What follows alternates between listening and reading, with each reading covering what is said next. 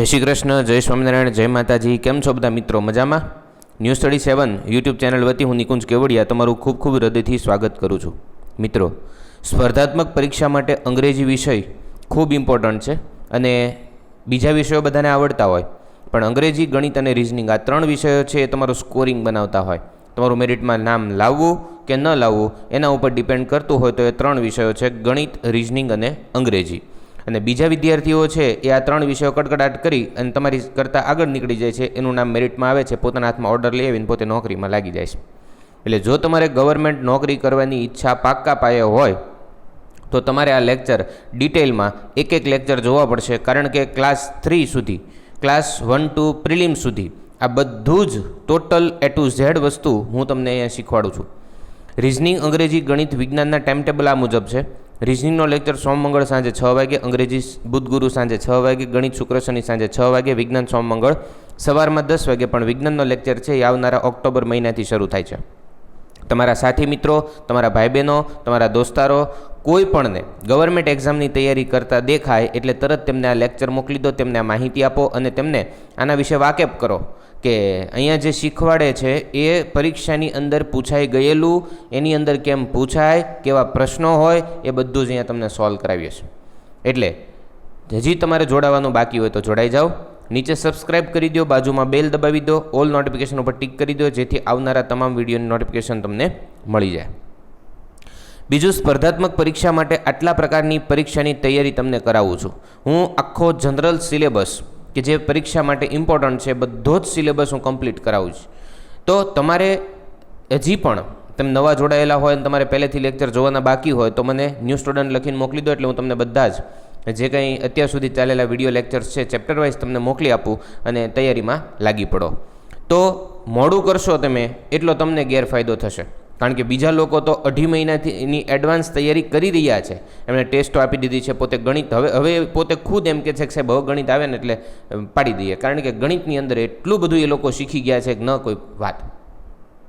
એટલે હજી તમારે જો કંઈ બાકી રહી ગયું હોય, કંઈ ક્વેરી હોય તો તમે મને પૂછી શકો છો।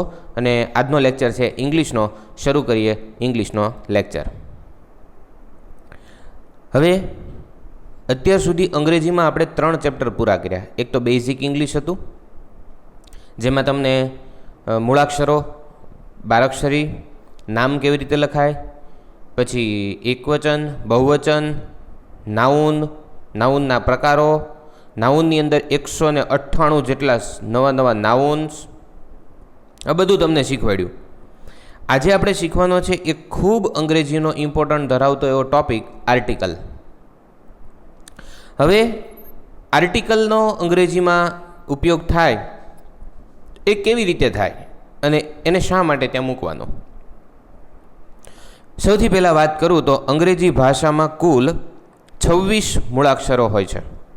અંગ્રેજી ભાષામાં 26 અક્ષરો હોય, જેમ કે A, B, C, D આવી રીતે આ 5 થયા, E, F, G, H, I, J, K એથી લઈને Z સુધી કુલ 26 મૂળાક્ષરો હોય, જેમાં A, E, I, O, U આ 5 છે તે સ્વર છે। A, E, I, O, U આ 5 શું છે? સ્વર, વોવેલ્સ। અને બાકીના 21 જે વધ્યા, 26માંથી 5 બાદ કર્યા એટલે 21 વધ્યા, એ બધા જ વ્યંજન છે, કોન્સોનન્ટ્સ। અને આ વાતો આપણે પહેલાં અગાઉ લેક્ચરમાં કરી ગયા છીએ। અંગ્રેજી ભાષાની અંદર 3 આર્ટિકલ છે। કેટલા આર્ટિકલ છે? 3। કયા કયા? તો કે એ, બીજો આર્ટિકલ છે એન અને ત્રીજો આર્ટિકલ છે ધ। કયા 3 છે? એ, એન અને ધ। કેટલા છે? 3। કયા કયા? એ, એન અને ધ। ઓકે, થોડુંક તેની માહિતી જોઈએ કે એ, એન અને ધ શું છે, ક્યારે લગાડાય, ક્યારે લખાય, એનો ઉપયોગ કેવી રીતે થાય અને કેવા વાક્યોમાં આવી શકે, કોની આગળ લાગે। ક્લિયર? આટલી વસ્તુ આપણે જોવાની છે। તો સૌથી પહેલાં તો એ આર્ટિકલ એ, એન, એન આ બંને આર્ટિકલ એ અને એન આર કોલ્ડ ઇનડિફાઇનાઇટ આર્ટિકલ્સ। આ બંને અવ્યાખ્યાયિત આર્ટિકલ છે અને ધ છે ઇઝ અ ડિફાઇનાઇટ આર્ટિકલ, એ છે એ વ્યાખ્યાયિત આર્ટિકલ છે. તો અવ્યાખ્યાયિત આર્ટિકલ કયા છે? બે. કોણ કોણ? એ અને એન. વ્યાખ્યાયિત આર્ટિકલ કયા છે? એક. કે કયો? ધ. એટલે તમારા મનમાં ક્લિયર થઈ જવું જોઈએ. બે આર્ટિકલ છે એમાં એક છે ઇનડિફાઇનાઇટ અને બીજો છે ડિફાઇનાઇટ. ઇનડિફાઇનાઇટમાં કયા કયા? A N. ડિફાઇનાઇટમાં કયો? ધ. ક્લિયર? તો ફરી વખત એ અને એ છે એ ઇનડિફાઇનાઇટ છે, ધ છે એ ડિફાઇનાઇટ આર્ટિકલ છે. એ અને an are used only before the singular nouns. હવે સિંગ્યુલર પ્લુરલ એટલા માટે આપણે પહેલાં ભણી ગયા. તમને સાહેબ આ સિંગ્યુલર પ્લુરલનો ટોપિક પહેલાં શું કરવા લીધો? પહેલાં આર્ટિકલ ન લેવાય? ન લેવાય. કેમ? તો કે સિંગ્યુલર પ્લુરલ એકવાર ખબર પડી જાય તો હવે જ્યારે પણ સિંગ્યુલર પ્લુરલ આવશે એટલે તમારા મનમાં એ કોન્સેપ્ટ ક્લિયર થશે. સિંગ્યુલર એટલે એકવચન, પ્લુરલ એટલે બહુવચન. તો એકવચનની આગળ, એકવચન નાઉનની આગળ જ એ અને એન લાગે. જેમ કે કાવ એટલે ગાય, તો આ કાવ છે તે એકવચન વર્ડ છે, એની આગળ શું લાગે? અ કાવ. પણ કાવ્સ એ બહુવચન છે, એ લાગે નહીં. એન પણ લાગે નહીં. શું લાગે? ધ. એટલે એમ બોલાય ધ કાવ્સ. આ બહુ સિમ્પલ વસ્તુ છે, બરાબર? એટલે એકવચન નાઉનની આગળ, એકવચન નામની આગળ કદી પણ એ કે એન લાગે? લાગે? હા, લાગે. બહુવચન નામની આગળ કદી પણ એ કે એન લાગે નહીં. ક્લિયર? એકવચન હોય તો એ કે એન લાગે, બહુવચન હોય તો એ કે એન ન લાગે. હાલો આગળ. જ્યારે ધ છે is used before singular as well as plural. એકવચન આગળ પણ ધ લાગે, બહુવચન આગળ પણ ધ લાગે. હે સાહેબ એવું કેવું? જો એ અને એન છે ને એ માત્ર એક વચનમાં જ લાગે. ધ છે ને એ એક વચનમાંય લાગે અને બહુવચનમાંય લાગે. હે સાહેબ તો આમ કેમ? અમને કેમ ખબર પડે કે એક વચન હોય ત્યારે એ એન લગાડવું, ધ લગાડવું? વાત એ સાચી. એના હું તમને જુદા જુદા ઘણા બધા નિયમો આપવાનો છું અને નિયમોના આધારે તમે ક્લિયર કરી શકશો ક્યાં એ એન લાગે, ક્યાં ધ લાગે. વાંધો કંઈ? મગજમાં એટલું ફિટ કરી દો. એ અને એન ક્યારે લાગે? એક વચન હોય ત્યારે. ધ ક્યારે લાગે? એક વચન બહુવચન બે હોય ત્યારે. આગળ વાંચો. એ અને an are used only before countable nouns. એટલે મેં તમને નાઉન એટલે પહેલાં શીખવાડ્યા. તમને થશે સાહેબ સિંગ્યુલર પ્લુરલને નાઉન કેમ પહેલાં શીખવાડ્યા? એટલા માટે શીખવાડ્યા કે આર્ટિકલની અંદર તમને એ તો ખબર પડવી પડે ને કે ભાઈ કાઉન્ટેબલ નાઉન્સ કોને કહેવાય? જે ગણી શકાય તેવા નામ, જેને તમે સંખ્યાત્મક રીતે ગણી શકો. જેમ કે પેન હોય તો એક પેન, બે પેન, ત્રણ પેન, એમ ગણી શકાય. તો એ અને એન છે એ ગણી શકાય તેવા નાઉનની આગળ લાગે એઝ, કે જ્યારે ધ જે છે એ used the before the countable as well as uncountable. તો બંને પ્રકારના નાઉન આગળ લાગશે. ધ છે એ નોન કાઉન્ટેબલ, અનકાઉન્ટેબલ અથવા તો કાઉન્ટેબલ, એ બંને આગળ ધ લાગી શકે. એ કે એન છે એ માત્ર કાઉન્ટેબલ નાઉનની આગળ લાગશે, ગણી શકાય તેવા નામની આગળ લાગશે. સમજણ પડી? તો આટલું યાદ રાખી લ્યો. ફરી એકવાર ગુજરાતીમાં જોઈ લઈએ કે જે વસ્તુ આપણે શીખ્યા. તો એ અને એન એ ઇનડિફાઇનાઇટ આર્ટિકલ છે, અવ્યાખ્યાયિત આર્ટિકલ છે, કારણ કે તેના દ્વારા કોઈ નિશ્ચિત વ્યક્તિ, વસ્તુનું સૂચન થતું નથી. ચોક્કસ વસ્તુનું સૂચન હોય ત્યારે ધ લગાડવાનું, કોઈ ચોક્કસ વસ્તુનું સૂચન ન હોય ત્યારે એ કે એન લગાડવાનું. બીજું, એ અને એન એ માત્ર ગણી શકાય તેવા નામની સાથે જ આવે છે અને માત્ર એકવચન નામની આગળ જ આવે. એકવચન હોય, ગણી શકાય તેવું હોય અને અનિશ્ચિત હોય તો તેના નામની આગળ એ કે એન આવે. સમજાણું આટલું? ધ જે છે એ ડિફાઇનાઇટ આર્ટિકલ છે, એ ચોક્કસ આર્ટિકલ છે. ધ છે એ એકવચન અને બહુવચન બંનેના નામની પહેલાં આવે. એકવચનની પહેલાંય આવે, જેમ કે કાવની પહેલાંય ધ લખી શકાય, કાવ્સ પહેલાંય ધ લખી શકાય. ધ છે એ ગણી શકાય તેવા અને ગણી ન શકાય તેવા બંને નામની પહેલાં આવશે. બીજું એકવચનમાં પણ આવશે, બહુવચનમાં પણ આવશે. ગણી શકાય તેની આગળ પણ આવે, ન ગણી શકાય તેની પણ આગળ પણ આવશે. આટલું ક્લિયર? આપણે સાચા ખોટા વાક્યોને સમજીએ. પહેલું સેન્ટેન્સ જુઓ. એમાં લખ્યું છે અ cows are grazing on the farm. Farm એટલે ખેતર, ઓન ધ ફાર્મ એટલે ખેતર ઉપર, ખેતરમાં. અ કાઉસ, હવે કાઉસ વર્ડ જે છે ને, કાઉસ એ બહુવચન છે, તો આપણને એટલી ખબર છે કે બહુવચનમાં એક એન નો આવે, અને તોય આગળ શું લખ્યું છે? એ. એટલે વાક્ય કેવું છે? ઇનકરેક્ટ, સાચું નથી. ગ્રેઝિંગ એટલે ચરી રહી, બરાબર? ચરવું એટલે ગ્રેઝ, ટુ ગ્રેઝ એટલે ચરવું, ચરાણ. તો ખેતર પર ગાયો ચરી રહી છે. હવે એક ગાય હોય તો એક એન લાગે, પણ અહીંયા તો ઘણી ગાયો ભલે ગણી શકાય છે, પણ એ એક વચન નથી, બહુવચન છે, અને બહુવચનમાં એક એન થોડું આવે. તો શું આવે? ધ આવે. એટલે the cows are grazing on the farm એ કરેક્ટ વાક્ય છે. સિમ્પલ આટલું. હાલો ત્રીજું સેન્ટેન્સ જુઓ. અ સીનરી, સીનરી એટલે દ્રશ્ય, ઓફ કાશ્મીર ઇઝ બ્યુટિફુલ. આ ઇનકરેક્ટ, ખોટું વાક્ય છે. શું કરવા? તો કે સીનરી ઓફ કાશ્મીર એ ચોક્કસ છે. કાશ્મીરનું જે દ્રશ્ય છે, કુદરતી સૌંદર્ય છે, એ ફિક્સ હોય, એ ચોક્કસ હોય, અને માટે એની આગળ એ નો આવે. શું આવે? ધ. ચોક્કસ વસ્તુ હોય કે જે અજોડ હોય કુદરતની અંદર, જેના જેવું બીજું કંઈ ન હોય, તો એની માટે ધ લગાડાય. સીનરી ઓફ કાશ્મીર, કાશ્મીરનું સૌંદર્ય એ ખૂબ સુંદર છે, માટે અહીંયા એ નહીં આવે. શું આવશે? The. The scenery of Kashmir is beautiful. એટલે એ કરેક્ટ વાક્ય થશે. ક્લિયર? તો એ અને an are generally used for general reference. એ સામાન્ય સંદર્ભ માટે વપરાય છે. એ અને એન છે એ સામાન્ય વાતો માટે વપરાય, જ્યારે ધ છે એ ચોક્કસ પ્રકારની ખાસ વાતો માટે વપરાય છે.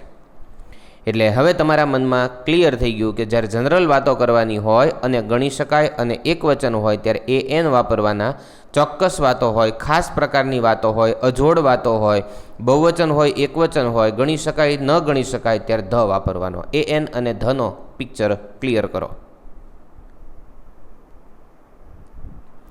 એક વાક્ય છે, ઓકે, એ પહેલાં એક નાનકડી વાત કે the is used four specific reference. ચોક્કસ સંદર્ભ, સ્પેસિફિક રેફરન્સ, નિશ્ચિત સંદર્ભ માટે શું વપરાય?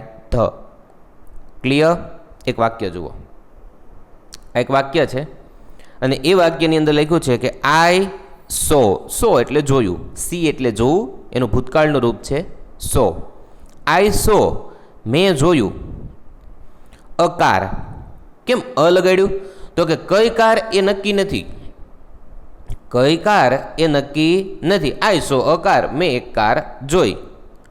On the road. કેમ ધ લગાડ્યું?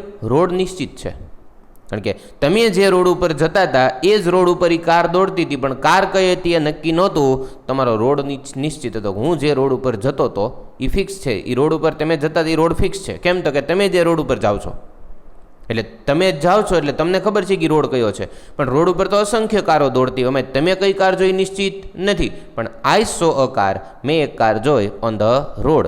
અને તો I saw a car on the road. Clear? Car નક્કી નથી, પણ રોડ છે એ નિશ્ચિત છે, ચોક્કસ છે, ફિક્સ છે. કે તમે જે રોડ ઉપર તમારી સાયકલ ચલાવો છો એ જ રોડ ઉપર એક કાર ગઈ. કઈ કાર ગઈ ખબર નથી, તમારો રોડ ફિક્સ છે, કે તમે જે રોડ ઉપર જાઓ છો એ જ રોડ, એટલે એ ફિક્સ થઈ ગયો. ક્લિયર?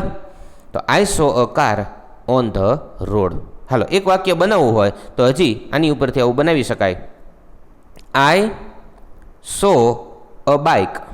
મેં એક સ્કૂટર જોયું. I saw a bike on the road. સમજાય છે? એક બીજું વાક્ય બનાવવું હોય. I saw a bicycle on the road.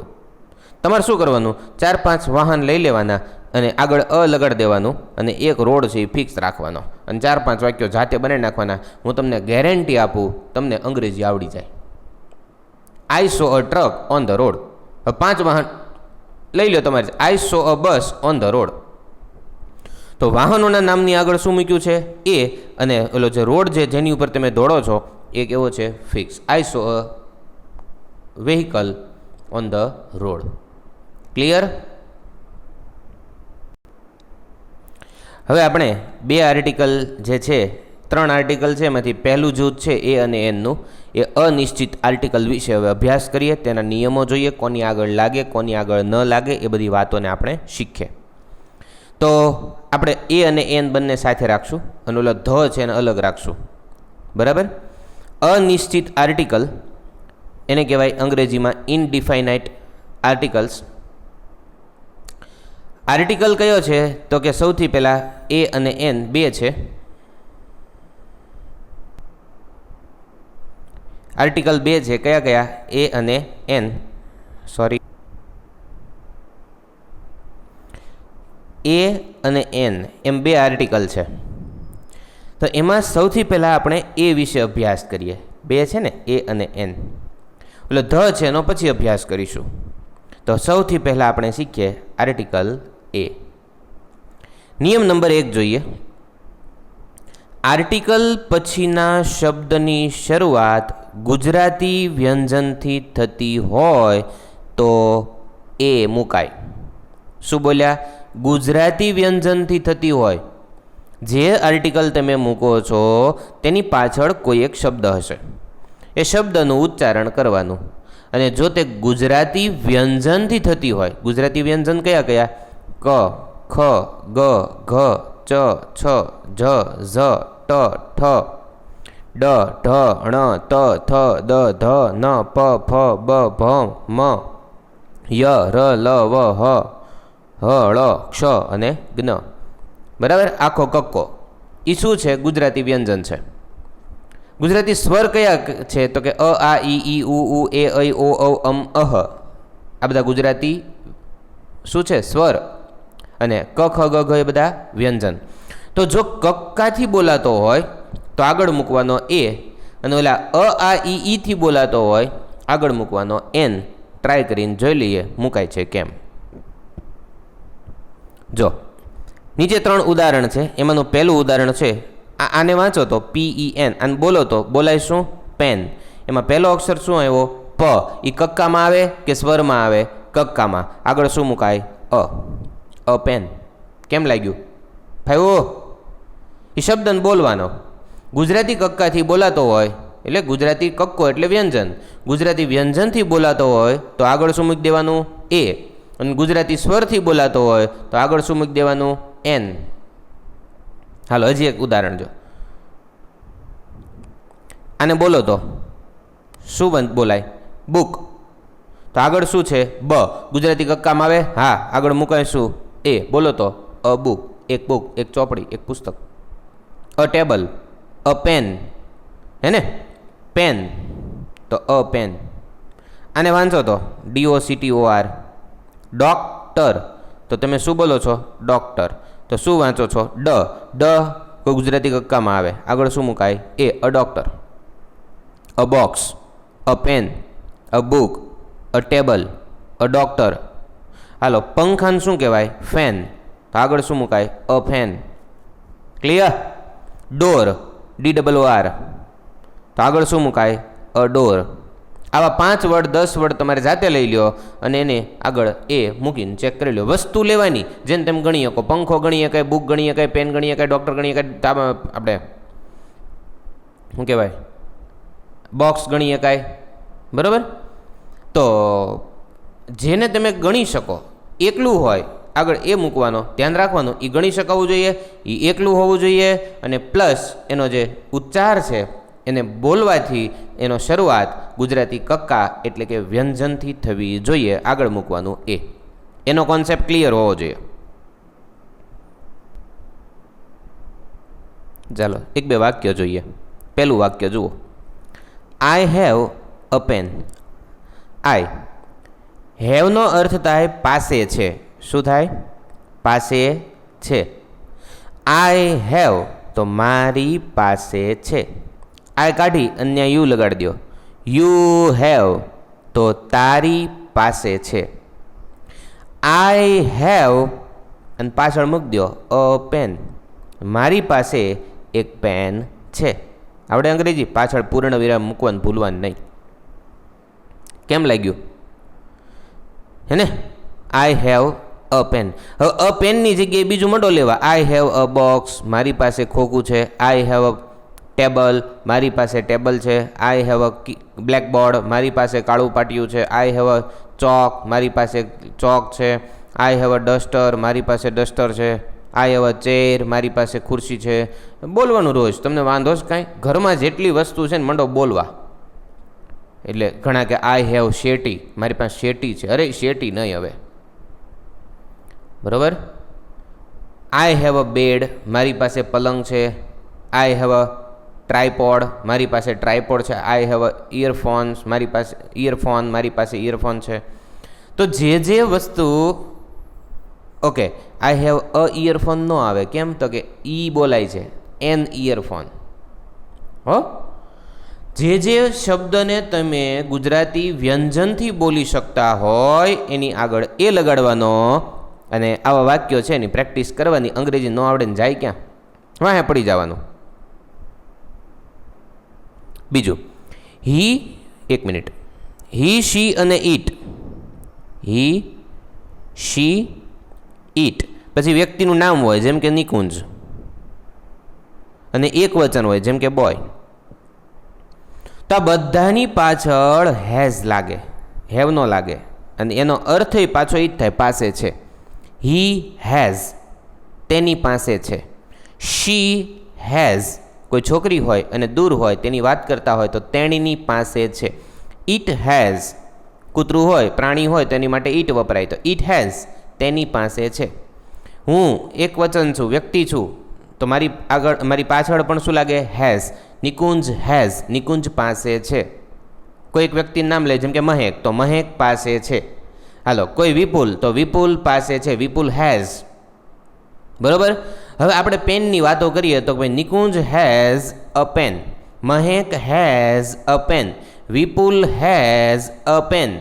Pen લઈને 3 વાક્યો બને નાખવાના. બરોબર. મને કે ભાઈ એક બીજું ઉદાહરણ લઈએ કે ભાઈ Ramesh. Ramesh has a pen. બધાને પેન જ દેવાની. પછી બીજો રાઉન્ડ લેવાનો, એમાં પેનને બદલે બધાને બોક્સ દેવાના. Nikunj has a box. Nikunj પછી મહેક હેઝ અ બોક્સ. પછી વિપુલ હેઝ અ બોક્સ. આ બધાના નામ લઈ લેવાના. બરાબર. જીગર હેઝ અ બોક્સ. કેમ લાગશે? અને પછી બધાનું ગુજરાતી બોલતું જવાનું કે નિકુંજ પાસે પેન છે, મહેક પાસે પેન છે, વિપુલ પાસે પેન છે, રમેશ પાસે પેન છે, મારી પાસે ઘર છે. I have a house. કેમ લાગે? ફાવશે? હાલો, આ વાત થઈ અની, એ અને એનની. હજી એક વાક્ય લઈએ. જુઓ, આઈ એમ અ ડૉક્ટર. અહીંયા એક નાનકડી પ્રિન્ટિંગ મિસ્ટેક રાખી છે. કોઈ પણ વાક્ય શરૂ થાય ત્યારે તેનો પહેલો અક્ષર હંમેશા કેપિટલ જ રાખવો. અહીંયા પણ એસ છે તે મોટો કરવાનો, કેપિટલ એસ, SHE. બરાબર. અહીંયા પણ આઈ છે તે મોટો કેપિટલ આઈ કરવાનો છે. વાક્યનો પહેલો અક્ષર અહીંયા પણ ટી છે તે કેપિટલ ટી કરવાનો છે. બરાબર. વાક્યનો પહેલો અક્ષર હંમેશા કેપિટલ કરવો. ચાલો, તમે લખશે આમાં ખોટું શું છે? વાક્ય તોય ખોટું કેમ પાડ્યું છે? કાંઈ નહીં, પહેલો અક્ષર કેપિટલ કરવાનો છે એટલે ખોટું પાડ્યું. બાકી વાક્યનો અર્થ તો સરખો જ છે. I am a doctor. I am an engineer. Engineer એમાં એ બોલાય એટલે આગળ લગાડ્યું એન એન્જિનિયર. બરાબર. I am a teacher. હું એક શિક્ષક છું. I am an engineer too. હું એક એન્જિનિયર પણ છું. I am a doctor. હું ડાક્ટર છું. I am not a doctor. હું એક ડૉક્ટર નથી. નથી તો નથી, એમાં કંઈ પરાણે થોડું કહેવાય. કેમ લાગે છે? ફાવશે? આઈ એમ હું છું, અ ડૉક્ટર એક ડૉક્ટર, હું એક ડૉક્ટર છું. કોઈ વસ્તુ છે એ તમારી નજીક છે અને એકલી છે તો એની માટે વપરાય ધીસ. ધીસ ઇઝ તો ઘણા કે સાહેબ આવું બધું શીખવાડો ને. અરે શીખવાડ્યું છે, આગળના લેક્ચર જોઈ લો. This is a table. બરાબર, ધીસ ઇઝ અ ટેબલ એટલે આ એક મેજ છે. A table. ક્લિયર? તો એકવચન નામની આગળ એ લાગશે અને કેવી રીતે વાક્ય બનાવાય એ પણ આપણે આજે જોયા. એક વાત કહી દઉં, બહુવચન નામ આગળ આર્ટિકલ એ મુકાતો નથી. જેમ કે કાર્સ, કાર એટલે એક કાર, પણ કાર્સ એટલે બહુવચન થઈ ગયું. કારો, એક કરતાં વધારે મોટર ગાડીઓ, તો એની આગળ એ લખાય નહીં. ક્લિયર? એક કરતાં વધારે નામની જ્યારે વાત હોય, જેમ કે કાર્સ છે, પેન્સ છે, ત્યારે તેની આગળ આર્ટિકલ એ કે એન મુકાતો નથી. ક્લિયર? મારી પાસે 10 પેન હોય તો હું શું કહું? I have pens. અને પેન્સ લખ્યું એટલે એનો મતલબ એ કે આગળ એ કે એન મુકાતો નથી. Clear? I have pens, I have books, I have pencils. Ready? પાછળ હું એસ બોલું છું, બહુવચન બોલું છું. હવે અગત્યનો એવો એક બીજો નિયમ જોઈએ. જો કોઈ પણ શબ્દ લખાય સ્વર પણ એનો ઉચ્ચાર વ્યંજનથી થતો હોય તો પણ આર્ટિકલ એ જ મૂકવાનો છે. શું કીધું? લખાય સ્વર, અંગ્રેજી ભાષામાં લખાય સ્વર પણ એનો ઉચ્ચાર વ્યંજનથી થતો હોય, એટલે તમારે ગુજરાતીના ઉચ્ચાર પ્રમાણે અંગ્રેજીમાં આર્ટિકલ ગોઠવવાનો છે. તો જો વ્યંજનથી બોલાતું હોય એટલે આગળ એ મૂકવાનો. દિલીપ ઇઝ, હવે આ શબ્દ વાંચો જોઈ, યુરોપિયન. વંચાય શું? યુરોપિયન. યતીશનો યશ એમાં આવે ગુજરાતી વ્યંજનમાં, તો આગળ શું મુકાય? A European. Dilip is a European. Ready? બીજું વાક્ય, ભારત ઇઝ, હવે અહીંયા વાંચો તો યુનિયન લીડર, એમાં પહેલો શું વંચાય? યતીશનો ય. યતીશનો યશ એમાં આવે ગુજરાતી વ્યંજનમાં, તો તેની આગળ શું મુકાય? એ. સમજાય છે? ભરત ઇઝ અ યુનિયન લીડર. બરાબર? યુનિયન એટલે સમૂહ, લીડર એટલે નેતા. તો કોઈક પાર્ટીનો કે કોઈક સમૂહનો, પાર્ટીનો, સમાજનો લીડર હોય, નેતા હોય, તો ભરત ઇઝ અ યુનિયન લીડર. પણ યુનિયનમાં ય બોલાય છે માટે તેની આગળ એ મૂકો. ત્રીજું વાક્ય, ધીસ ઇઝ, અને આ શબ્દને વંચાય શું? યુનિવર્સિટી. યુનિવર્સિટીમાં યતીશનો ય બોલાય છે એટલે આગળ શું મૂક્યો? આર્ટિકલ એ. એટલે તમે જેવું બોલો છો તે પ્રમાણે આર્ટિકલ એ કે એન ગોઠવવાના છે. નિયમ 3 જુઓ. કોઈ પણ જાતિવાચક સંજ્ઞાની આગળ વિશેષણ હોય. વિશેષણ એટલે તો કે નામના અર્થમાં વધારો કરે, નામને વધારે સારી રીતે રજૂ કરે. હું એમ વાત, એક છોકરી છે તો એમ કે ગર્લ, તો એ સાદી વાત થઈ. પણ એમ કે ક્લેવર ગર્લ, ચતુર છોકરી, તો એના નામમાં, એના પોતાનામાં કંઈક વિશેષ ગુણ મળ્યો. તો આ વિશેષતાને દર્શાવતા શબ્દને વિશેષણ કહેવાય. તો જ્યારે કોઈ જાતિવાચક સંજ્ઞા હોય, જાતિવાચક સંજ્ઞા એટલે ગર્લ, બોય, આ જાતિવાચક સંજ્ઞા છે, તેની આગળ મૂક્યો હોય વિશેષણ, અને વિશેષણને બોલવાથી તેનો પ્રથમ શબ્દ વ્યંજન આવતો હોય તો તેની આગળ આર્ટિકલ એ મુકાય છે. એક ઉદાહરણ જોઈએ. જો આ વાક્યમાં છેલ્લે લખ્યું છે ગર્લ. ગર્લ શું છે? જાતિવાચક સંજ્ઞા. હવે girl, Kajal is a girl. Kajal એક છોકરી છે, પણ ગર્લની આગળ શું છે? ક્લેવર. ક્લેવર એટલે હોશિયાર, ચતુર, અને એ પોતે શું છે? તો કે વિશેષતા દર્શાવતો શબ્દ છે. કોના માટે? ગર્લ માટે. તો હવે શબ્દ શું થયો? ક્લેવર ગર્લ. તો એ વિશેષણને તમે વાંચો તો શું વંચાય? ક્લેવર. એમાં પહેલો અક્ષર શું છે? ક. તો ક એ આવે કક્કાવારી ક્રમમાં, અને માટે એની આગળ મુકાય એ. કાજલ ઇઝ અ ક્લેવર ગર્લ. બરાબર? બીજું ઉદાહરણ જોઈએ. જો કાજલમાં કે કેવો કરવાનો? કેપિટલ. આ ભૂલાઈ જ ન જવું જોઈએ બસ. રવિમાં આર કેવો કરવાનો? કેપિટલ. રવિ ઇઝ, રવિ છે. હવે બોય એટલે છોકરો, પણ છોકરો એટલે તો કે સામાન્ય શબ્દ અર્થ છે, જાતિવાચક સંજ્ઞા. પણ એની આગળ શું મૂક્યું? ફેઇથફુલ, વિશ્વસનીય. જો તમે ફરી વાર એકવાર કહું છું, નાઉનનો આખે આખા 8 લેક્ચર તમે જોયા હશે ને, હું તમને વચન આપું છું કે આ સ્પેલિંગ તમને આવડતો હોય. તમે હવે ક્યાં અટકશો? જો ન કર્યા હોય તો આવા સ્પેલિંગોમાં અટકશો. હજી તમને એક રિક્વેસ્ટ કરું છું, તમારે સમય મળે એમ 8 લેક્ચર જોઈ નાખો, કારણ કે સ્પેલિંગનો ઢગલો આપ્યો છે અને પરીક્ષામાં એવા જ પૂછાઈશ અઘરા, અને એ બધા શીખવાડી દીધા છે. પછી હોય એમ જ 10 તમારે પાકા કરવા પડે, બેસવું પડે થોડુંક, કે બધું તો હું ન કરું, તમારે કરવું પડશે. પણ 198 સ્પેલિંગ શીખવાડ્યા છે, તેમ વિચાર કરો, એમાંથી કદાચ 20-25 એવા હોય જે તમારે વધારે પાકા કરો, બાકી બધા તો આવડી જાય અને બધું મોઢે યાદ રખાઈ દીધા છે. રવિ ઇઝ અ ફેથફુલ. ફેથફુલ છે તે વિશેષણ છે, અને વિશેષણ છે નામની આગળ એવું વિશેષણ. તો વિશેષણનો પ્રથમ શબ્દ છે એ વ્યંજન છે, ફેથ, ફેઇથફુલ. એમાં ફટાકડાનો ફ એ આવે કક્કાવારી ક્રમમાં, એની આગળ મુકાય એ. પણ અહીંયા મૂક્યો નથી. એટલા માટે નથી મૂક્યો, બસ ઘણા શું કરે, આ મટીરિયલની કોપી કરે. એટલે મટીરિયલ છે એને ઝેરોક્સ કાઢીને પોતે એમાં જ વાંચે.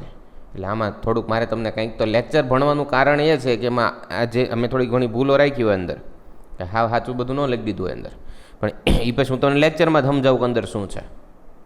અહીંયા મૂકવાનો છે અ. તો આખું વાક્ય શું થાય?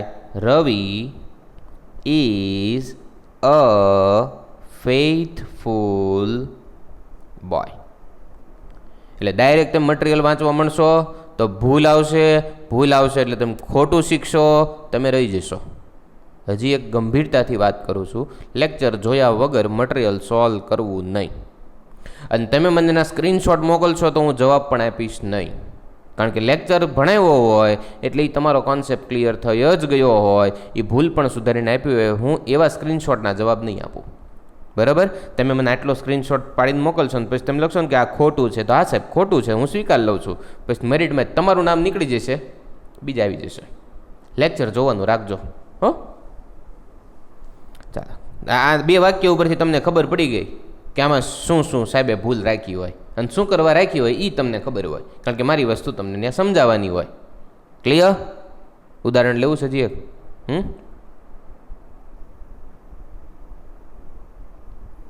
Birbal is a humble servant. Birbal છે, હમ્બલ એટલે વિનમ્ર, સર્વન્ટ એટલે સેવક. કોનો? અકબરનો. તો Birbal is a humble servant.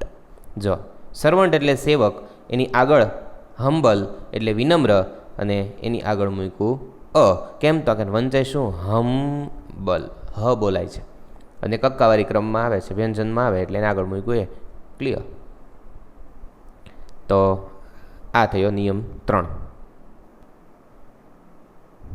નિયમ 4 જુઓ, અને એક વાત ક્લિયર કરી દો, આર્ટિકલ કોની આગળ મુકાય?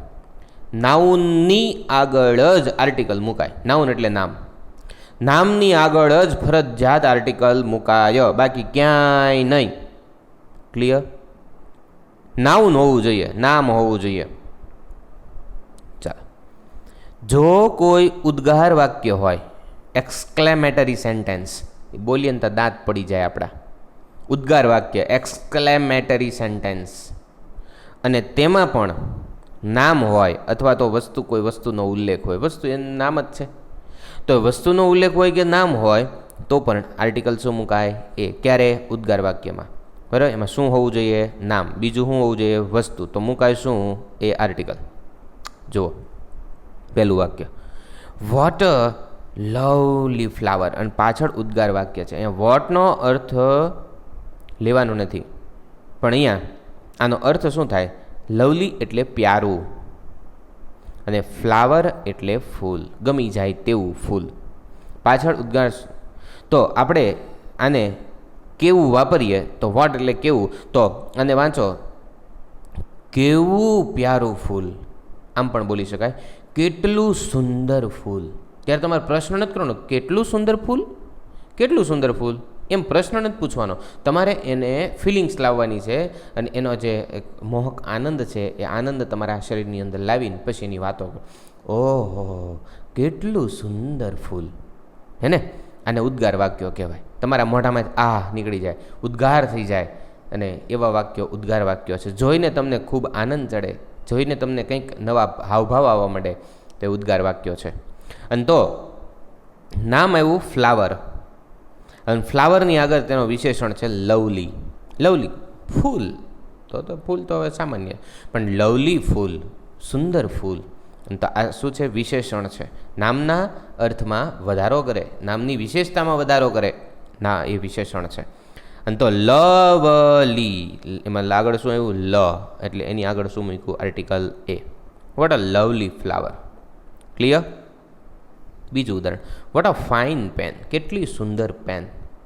તો અહીંયા પેનની આગળ વિશેષણ છે ફાઇન. ફાઇન એટલે સરસ, અને સુંદર એની આગળ આર્ટિકલ મૂક્યું. કેમ? તો કે ફાઇનમાં ફ બોલાય છે. હવે તો જો કે તમને ખબર જ પડી ગઈ છે. વોટ અ લવલી સીન, કેટલું સુંદર દ્રશ્ય, નયન રમ્ય દ્રશ્ય. બરાબર? જો 4 ઉદાહરણો છે. સીન એટલે દ્રશ્ય, SCENE, સીન એટલે દ્રશ્ય. લવલી એટલે સુંદર, પ્યારું, ગમી જાય તેવું. વોટ અ લવલી સીન, કેટલું સુંદર દ્રશ્ય. તો લવલીમાં આગળ એ. અને વાત કરીએ, આ એન આવી ગયું છે, પણ નિયમ છે એવો છે કે કોઈ નાઉન હોય અને નાઉનની આગળ એક્સાઇટિંગ એટલે આમ આપણને અચરજ પમાડે તેવું, રસપ્રદ, સ્ટોરી એટલે વાર્તા, રસ પડે તેવી, આમ આપણને એક્સાઇટ કરે, ઉત્તેજિત કરે તેવી વાર્તા. What an exciting story. Exciting એમાં તમે એક્સાઇટિંગ એમાં એ બોલો છો, ગુજરાતી સ્વર બોલો છો, અને સ્વર બોલો તો એની આગળ શું મુકાય? એન. પણ આ ઉદાહરણ એટલે અહીંયા લઈ લીધું કે તમને એ બતાવવું હતું કે ઉદ્ગાર વાક્ય હોય એમાં નામ આવતું હોય, એની આગળ વિશેષણ હોય તો પણ આગળ શું મૂકી શકાય? આર્ટિકલ, કાં તો એ કાં તો એન. પણ ઉચ્ચાર પ્રમાણે વ્યંજન બોલાતો હોય તો આગળ એ, અને સ્વર બોલાતો હોય તો આગળ એન. ક્લિયર? નિયમ 5 જુઓ. કોઈ પણ વ્યક્તિ વિશે બોલનાર વાત કરે, જેમ કે મારી સામે કોઈ એક વ્યક્તિ બેઠા છે અને હું એના વિશે વાત કરું છું, પણ જે વાત કરે છે, બોલે છે, એ ઓલા વ્યક્તિ વિશે વિશેષ જાણકારી ધરાવતી નથી. સમજાય છે? હું કોક વ્યક્તિની વાત કરું છું, પણ હું એને ઓળખતો નથી કે મને એની કોઈ બહુ ખાસ જાણકારી નથી, મને એટલી ખબર છે કે એની અટક આ છે, તો એ વ્યક્તિની અટક આગળ આર્ટિકલ એ મુકાય.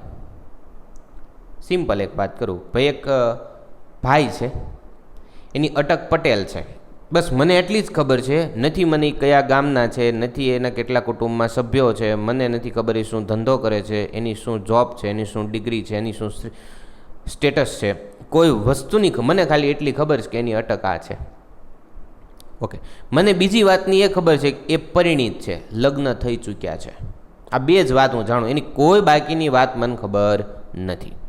તો હું જ્યારે એની વાતો કરીશ ત્યારે એના વાતની નામની આગળ, એની અટકની આગળ, સાંભળજો, નામની આગળ, અટકની આગળ હું આર્ટિકલ એ મૂકીશ, અને એ મુકાય. તો એક વ્યક્તિ છે, એની અટક છે પટેલ, મને એની બીજી કોઈ ખબર નથી, અને જો એ પરિણીત હોય, પરિણીત એટલે લગ્ન થઈ ચૂક્યા હોય, તો આપણે એની માટે મિસ્ટર વાપરીએ. MR ટૂંક રૂપ છે મિસ્ટર. તો એની અટક આગળ આપણે લખ્યું મિસ્ટર, તો એની આગળ આર્ટિકલ મુકાય એ. મિસ્ટર પટેલ. બરાબર? ચાલો, કોઈ એક બીજા ભાઈ છે, એ પોતે બ્રાહ્મણ છે, અટક એની ત્રિવેદી છે, મને બાકી એની બીજી કોઈ ખબર નથી, તો મિસ્ટર ત્રિવેદી, પણ આગળ શું લગાડાય? મિસ્ટર ત્રિવેદી. ક્લિયર? બીજી વાત કરું, આ તો થઈ ભાઈની વાત. હવે કોઈ એક બેન છે, એક સ્ત્રી છે, એમના લગ્ન થઈ ગયા છે, પણ એમની અટક ખાલી મને ખબર છે કે એ જાની છે, બ્રાહ્મણ છે, જાની છે, મને એની બીજી કોઈ વાતો ખબર નથી, પણ એ પરિણીત છે, એના લગ્ન થઈ ગયા છે એટલી મને ખબર છે. તો એ લગ્ન થઈ ગયા હોય તો સ્ત્રીઓની અટક આગળ લખાય MRS, બરાબર. મિસિસ, શ્રીમતી એવું લખાય. શું લખાય? શ્રીમતી. ઓલાને શ્રીમાન કહેવાય, શ્રીમાન પટેલ, શ્રીમાન ત્રિવેદી. અહીંયા શ્રીમતી જાની અને એની આગળ શું મુકાય? એ. હવે એક છોકરી છે, એના લગ્ન થયા નથી, કુંવારી છે, અને મને એટલી ખબર છે કે પ્રજાપતિ છે. એની અટક મને ખબર છે પ્રજાપતિ છે, પણ વાતો હું કરું છું, બોલું છું હું, પણ એના વિશે વાતો કરું છું. મને એની બીજી કોઈ ખબર નથી. શું ભણે છે, કેટલા વર્ષની છે, શું કરે છે, એનો શું કામ ધંધો છે, પોતે શેમાં રસ છે, કોઈ વસ્તુની જાણકારી નથી. ફેમિલીમાં કેટલા સભ્યો છે, મને એટલી ખબર છે કે એની અટક ખાલી પ્રજાપતિ છે. તો એવી કુંવારી કન્યાઓ જે હોય એમની આગળ લખાય મિસ, MISS. મિસ એટલે કુંવારી, બરાબર, કુમારી. પણ એ કુંવારી હોય પછી એની આગળ લખાય એ. અ મિસ પ્રજાપતિ. તો તમારે શું કરવાનું? શીખવા માટે થઈને 2-4 છોકરીઓ રાખી દેવાની, પછી એની બધાની અલગ અલગ અટકો, મનમાં એ બધી કલ્પનાઓ કરવાની, પછી અટકો લઈ લેવાની કે ભાઈ નાવડિયા ને કેવડિયા ને ભાઈ મને કે ખરક ને, તમારે જે અટક તમારા હાથમાં આવતી હોય લઈ લેવાની. 4-5 અટક તમારે લઈ લેવાની, પછી આગળ અ મિસ અને અટક બોલવાની. અમીસ આ, અમીસ આ, અમીસ આ. પછી 2-4 ભાઈઓ લઈ લેવાના, લગ્ન થઈ ગયેલા હોય, આગળ મિસ્ટર, મિસ્ટર ફલાણા, મિસ્ટર ઢીંગડા, એક એક મિસ્ટરને લઈ લેવાના. રેડી? અટક લેવાની, નામ નહીં કોઈના, બરાબર.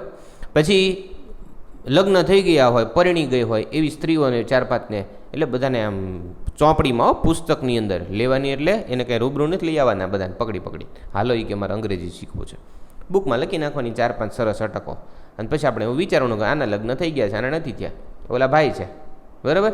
તો જો ભાઈ હોય તો એની આગળ મિસ્ટર લખાય અટક આગળ, જો પરિણીત સ્ત્રી હોય તો એની આગળ MRS લખાય, અને જો કુંવારી કન્યા હોય તો એની આગળ મિસ લખાય. પણ હું એમ કહેવા માગું છું કે એની વિશે જો તમને કોઈ વધારે ખાસ જાણકારી ન હોય તો એ અટકોની આગળ આર્ટિકલ એ મુકાય. ક્લિયર?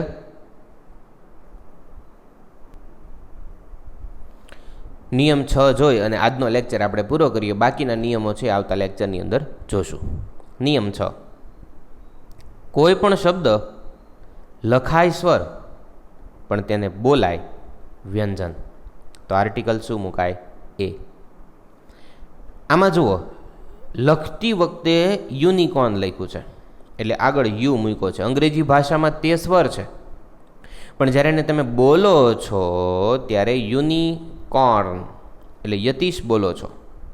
અને તો તમે જ્યારે ગુજરાતી ભાષામાં બોલો છો તો યતીશનો યો આવે છે કક્કાવારી ક્રમમાં, એટલે એની આગળ મુકાય છે એ. આ તમને આમ કહું ને તો કોઈ નહીં ખબર શીખવાડે આટલું ડિટેલમાં કે ક્યાં એ આવે ને ક્યાં એન આવે ને. ઘણા શું કરે ખબર? હરક પુદડા યુ ભાળે ને એટલે આગળ એન લગાડી નાખે, અને એ ભાળે ને મને કે બી ને સી ને એવું ભાળે ને એટલે આગળ એ લગાડે. તો એ બધું ખોટું છે, એમ નથી કરવાનું કાંઈ.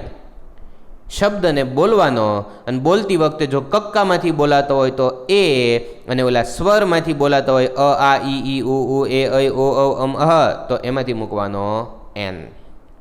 કેમ લાગ્યું? This is the concept. એટલે ઇંગ્લિશ મીડિયમ વાળાને તકલીફ પડે. they have to do some pronunciation of some words, અને ઉચ્ચારણથી જ તમે એ એન નક્કી કરી શકશો. જોજો એક શબ્દ લઉં, જુઓ. હાલો, અને વંચાય શું? અન્યન. અન્યન એટલે ડુંગળી. તો આને તમે વાંચો છો અન્યન, આગળ અ છે એટલે અહીંયા મુકાય એન. પણ અહીંયા જુઓ સ્વર છે, અહીંયા પણ શું છે? સ્વર છે, આગળ શું છે? એન. તો ઘણા કે આને લીધે આવ્યો કે આને લીધે આવ્યો? આને લીધે આવ્યો. એના બોલવાથી આવ્યો છે, આને લીધે નથી આવ્યો. આ ક્લિયર કરજો માઇન્ડમાં. એટલું સમજણ પડી? નગર તો યુનિવર્સિટીમાં યુ આવે છે તો એન આવવો જોઈએ ને, નથી આવતો. આગળ શું મુકાય? કેમ? તો કે એને બોલાય છે યુનિવર્સિટી. યતીશ બોલાય, કક્કાવારી ક્રમમાં આવે એટલે આગળ મુકાય એ. This is the clear concept. કાચ જેવો ચોખ્ખો મુદ્દો સમજાવ્યો. આથી વિશેષ શું હોય? અને આનાથી હવે અઘરું બીજું, આનાથી હવે વધારે કાંઈ હોય તો મને કહેજો. અને હજી તાના ઘણા લેક્ચર બનશે હો, ઘણા નિયમો શીખવાડવાના છે તમને આર્ટિકલના. નેક્સ્ટ લેક્ચરમાં એ શીખશું. પણ મારે તમને એ વસ્તુ કહેવી હતી કે જો યુનિકોર્ન છે એમાં યતીશ બોલાય છે એટલે આગળ એ. યુનિવર્સિટીમાં યતીશ બોલાય છે એટલે આગળ એ. યુઝર એટલે વપરાશકર્તા, ઉપયોગકર્તા, એમાં યતીશ બોલાય છે એટલે આગળ એ. એને બોલવાનું. રેડી? સરસ મજાની સ્પર્ધાત્મક પરીક્ષા માટે તૈયારી કરજો. અત્યારથી બેસી જજો, કારણ કે એક વખત જીવનમાં તમારે ભોગ આપવાનો છે. વારે વારે આવી તક નહીં મળે. તમને આવું કોઈ કહેશે નહીં. એક વખત તમે મનમાં નક્કી કરો કે મારે ગવર્મેન્ટ તૈયારી કરવી છે, એટલે બાકીના બધા જ ફેક્ટરને ભૂલી જાઓ. કે મારે વોટ્સએપ કરવાનું છે, મારે ઓલું કરવાનું, મારે પેલું કરવાનું, બધું જ મૂકી દો. પબજી કાઢી નાખો, બધી ગેમો કાઢી નાખો અને ફોનને ક્લિયર કરી અને એની અંદર એક જ વસ્તુ ગોઠવી નાખો. તમારા મટીરિયલ માટેની વ્યવસ્થા, તમારા લેક્ચર માટેની વ્યવસ્થા અને તમારી પાસે તમારી પોતાની બુક. એ બુકની અંદર આગળ અનુક્રમણિકા બનાવો. એમાં લેક્ચર 1, લેક્ચર 2, લેક્ચર 3 જે તમે જોતા જાઓ એ બાજુમાં લખતા જાઓ. બાજુમાં તારીખ લખો અને માતા પિતાની સહી કરાવો. લેક્ચર જોવા એટલે ટીક કરો અને માતા પિતાની સહી કરાવો. તમને ખુદને પણ ભરોસો રહેશે. ટાઈમ ટેબલ સેટ કરો કે ભાઈ સવારમાં એક લેક્ચર જુઓ, બપોરે આ એક લેક્ચર જુઓ, સાંજે આ એક લેક્ચર જુઓ. સાંજે શક્ય હોય ત્યાં સુધી રેગ્યુલર નવો લેક્ચર જોવાની ટેવ પાડી દો. અને સવાર અને બપોર એમ અલગ અલગ બીજા 2 લેક્ચર જુઓ, એટલે જેથી તમે મારી સાથે થઈ જાઓ 1 મહિનામાં અને જે કંઈ અહીંથી નવું શીખવવામાં આવે છે એ તમે ક્લિયર કટ અભ્યાસ કરી શકો. અને પછી પરીક્ષા આવીને ઊભી રહેશે ત્યારે જોયા જેવું મોઢું હશે. પણ જો તમે પ્રિપરેશન કરી હશે, તમને કોઈ વાતની ચિંતા નહીં હોય. ચિંતા ખાલી એટલી હશે કે બીજાએ જો મારી જેટલી તૈયારી કરી હોય તો તમારે બીજા કરતાં થોડુંક એક્સ્ટ્રા ઓર્ડિનરી કામ પરીક્ષાની અંદર કરવાનું છે, બાકી કોઈ ચિંતા નહીં હોય. આવું તમને વચન આપું છું. એટલે હજી કહું છું, કંઈક એવા અઘરા મુદ્દા હોય, અઘરા ટોપિક હોય, વારે વારે વાગોળજો, વારે વારે એને વાંચજો, જેથી આવનારી પરીક્ષાની અંદર કોઈ પણ પ્રકારની મુશ્કેલી પડે નહીં. બરાબર? આટલી પરીક્ષાઓની તૈયારી આપણે અહીંયા કરવાની છે. જો તમારે જોડાવાનું બાકી હોય તો જોઈન લખીને મોકલી દો. 8155808607. કંઈ ક્વેરી હોય તો આ નંબર ઉપર મોકલી શકો છો. તમને 48 કલાકની અંદર સોલ્યુશન મળી જશે, કારણ કે હવે 13 ગ્રુપ છે, એટલે 13 ગ્રુપમાં બધા જ લોકોના ક્વેશ્ચન, ક્વેરીને બધું હેન્ડલ કરવું એ મારા એકલા માટે અત્યારે હવે થોડુંક મુશ્કેલીભર્યું કાર્ય થયું છે. તો જો હું એ જ કરવા રહીશ તો તમારા લેક્ચર અટકશે. પણ હું શક્ય હશે ત્યાં સુધી એક પણ વસ્તુ અટકવા નહીં દઉં. લેક્ચર છે એ આપણી પહેલી પ્રેફરન્સ છે, મટીરિયલ છે એ આપણી બીજી પ્રેફરન્સ છે, અને તમારી ક્વેરી છે એ ત્રીજી પ્રેફરન્સ છે. ક્લિયર? એટલે ફરી વખત કહું છું, તમારું સોલ્યુશન કદાચ તમને હું ન આપી શકું, પણ એના કારણ એ હશે કે લેક્ચર મારે બાકી હશે. પહેલું કામ હું લેક્ચર ઉતારવાનું કરીશ, પછી હું તમારા જવાબ આપીશ. કારણ કે 2,500 થી 3,000 લોકો એ લેક્ચરની વાટે હોય છે. બરાબર છે? અને તમારું સમય મળે હું તમને સોલ્યુશન આપીશ. કદાચ કોઈ સંજોગો વસાત એ મારે મનમાંથી નીકળી ગયો હોય અને 1-2 દિવસ થઈ ગયા હોય, તમારે મને રિમાઇન્ડર આપી દેવાનું કે સર આ જે છે એ તમારે બાકી રહી ગયું છે, કારણ કે મારે વોટ્સએપ તમને દેખાડું ને તો 1900 મેસેજ પડ્યા છે. ડિલીટ પાછું મારવાનો ટાઈમ નથી રહેતો. બરાબર? એટલે બધાની ક્વેરી અંદર પડી હોય, પણ શક્ય એટલા ફટાફટ સ્પીડથી. અને જોઈનિંગના મેસેજ પડ્યા હોય, લોકો એટલા બધા જોડાય, રોજ 30 થી 40 મેસેજ જોઈનિંગના હોય છે. ન્યૂ સ્ટુડન્ટને મટીરિયલ જોઈતા હોય છે. ન્યૂ સ્ટુડન્ટ એટલે કામ ઢગલો છે મારી પાસે, અને સાથે હું પાછું મારી પોતાની જોબ કરું છું. એટલે મારે 9 કલાક, 8 કલાક, 10 કલાક એ મારી જોબ પાછળ મારે ફાળવવાનું, બાકીના સમયમાં હું આ કામ કરું છું. એટલે તમે સમજી શકો કે હું કેટલું તમારી પાછળ આ કામ કરું છું. લોકો સુધી પહોંચાડવાની એક જવાબદારી તમે લેજો અને શેર કરી દો. તમારા વિદ્યાર્થી મિત્રો, તમારા ભાઈબંધો છે, દોસ્તારો છે, એમને પહોંચાડી દો. એક કામ તમે કરી દો ને તોય હું આ તમારું કામ આસાનીથી કરી દઈશ. બરાબર? સબસ્ક્રાઈબ કરી બાજુમાં બેલ દબાવી નોટિફિકેશન ટિક કરી દો ઓલ કરીને, એટલે આવનારા તમામ નવા વિડીયો નોટિફિકેશન તમને મળી જાય. ફરી મળીએ આવતા લેક્ચર સાથે. નિયમ નંબર એના પછીનો શરૂ કરશું, જે આપણે આર્ટિકલ એન બાકી છે, ધ બાકી છે, અને એને પણ આવી રીતે વિગતે શીખીશું. બરાબર, ચાલો તૈયારીમાં રહેજો, કારણ કે હવે પછીની ટેસ્ટો છે એ ધમાકેદાર ટેસ્ટો આવવાની છે. હો, સારું. જય હિન્દ, જય ભારત, વંદે માતરમ. Thank you.